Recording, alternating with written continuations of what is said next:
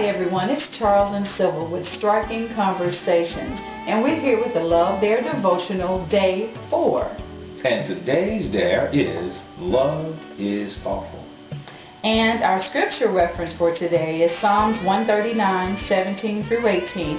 How precious also are your thoughts to me. How vast is the sum of them.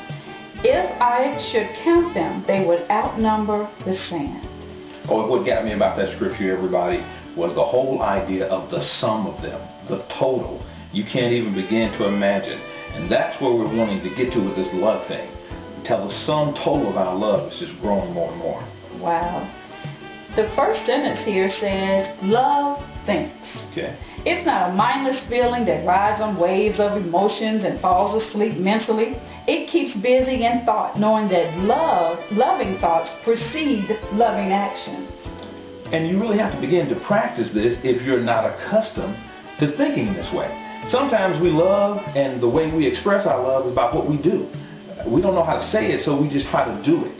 But oftentimes for our spouse, that may not be enough, and that could be for the man or the woman. Wow.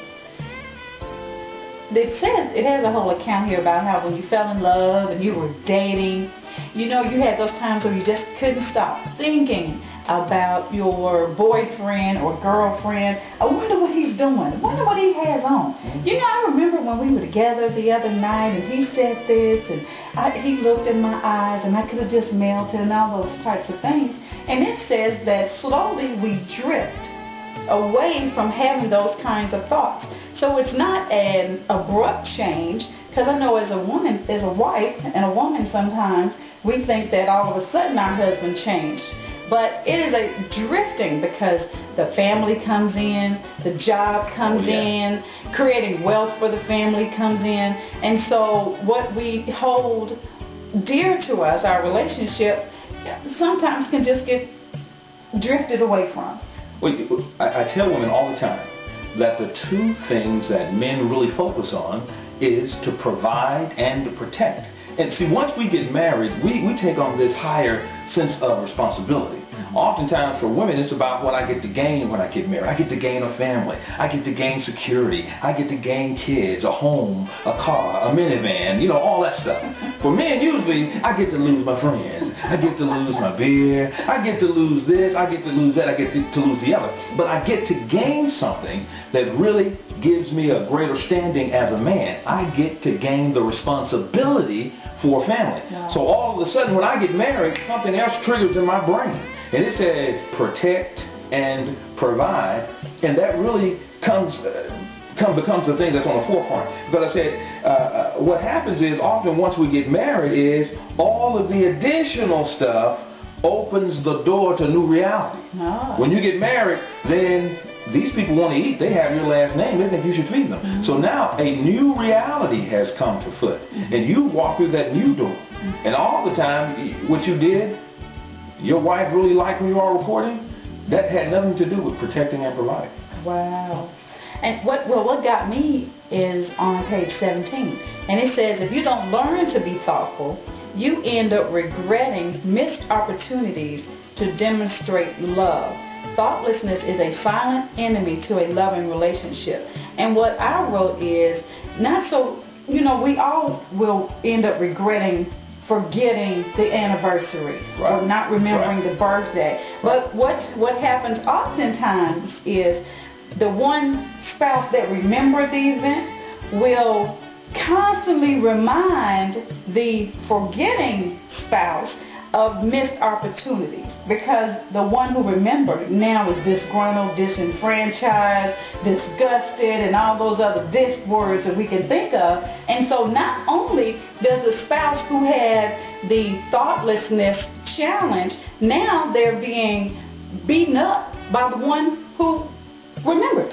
Isn't it amazing how disgust rhymes so well with cuss? I don't know, that just hit me. Okay. But when you start talking about that thoughtfulness, and here's what came to me. I said thoughtfulness. Now here's where you got to understand both sides of it, though.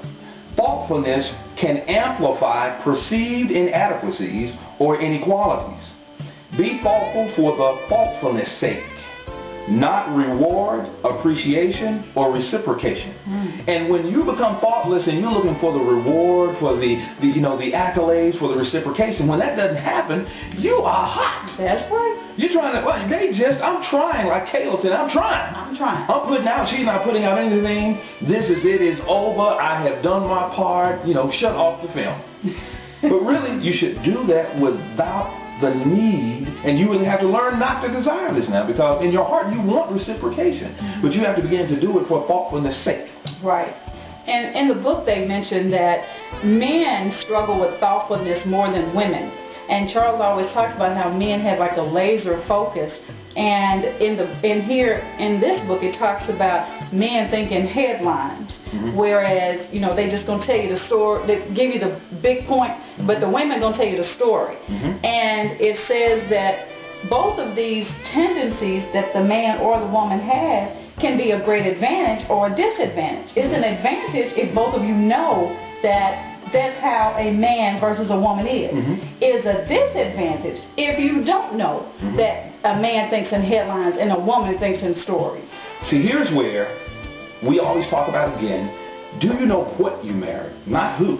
What you married. If you're the wife, your husband is defined like this. He is a man. 4 simple words. If it's the man to the wife, she is a woman. Get to understand what the woman is. Get to understand what a man is first.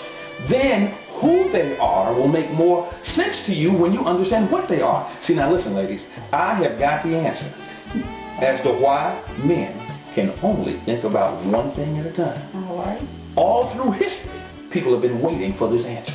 And God waited to give it to me. Okay. I got it. Here it is. We are naturally hunter-gatherers. Okay. We want to go out, and as part of the protecting and providing, we want to kill something. Right. Now, it used to be we used to hunt wildebeest and wild boar and game and elephants and hairy mastodons and stuff like that. But now we hunt Kroger and Cecil's, Costco, Best Buy, places like that, Okay. But when you were out there hunting those wild animals, you were hunting something that could kill you. You didn't need to be thinking about everything else. You need to be focused on the thing at hand, which was the hairy mastodon with those big horns trying to kill you. All right. That's what you needed to focus on. But that would not work for the woman at home. There are too many things that need to be taken care of at the home. That's why in the book it talks about God gave the man a helpmeet. Because he knew the man was lacking in places. He knew that man was going to protect and provide. And that's the way that we think. And we're going to talk about that whole one thing later on. But once you begin to understand what that man is and who he is makes sense. Guys, once you understand what that woman is, then who she is going to make a whole lot of sense. Let me say this. His needs, her needs. Get the book. That's right. Awesome, awesome book. Love requires thoughtfulness on both sides.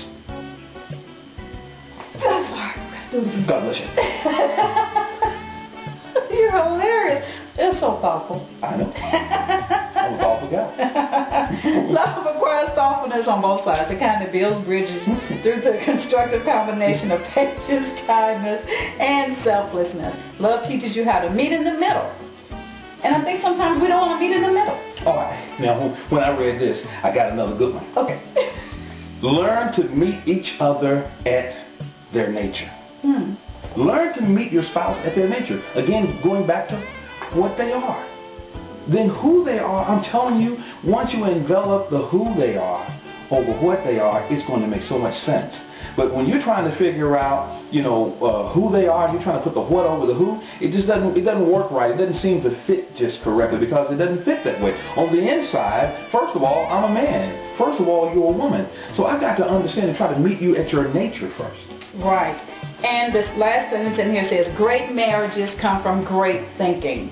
And for today's dare, we had to contact our spouse sometime during the business of the day, having no agenda other than asking how he or she is doing and if there's anything you could do for them.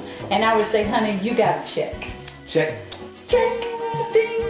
And tomorrow for Love Dare Day 5, pardon me, the subject is love is not rude. And I mean that too.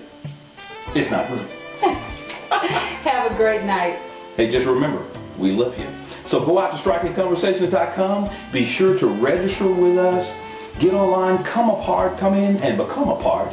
Get online, get into the classrooms, check out our video, get the word out. We believe that we're doing a great thing for the Lord and for couples. Come and help us, come and join us. And again, we love you. We love you. Bye. Bye-bye.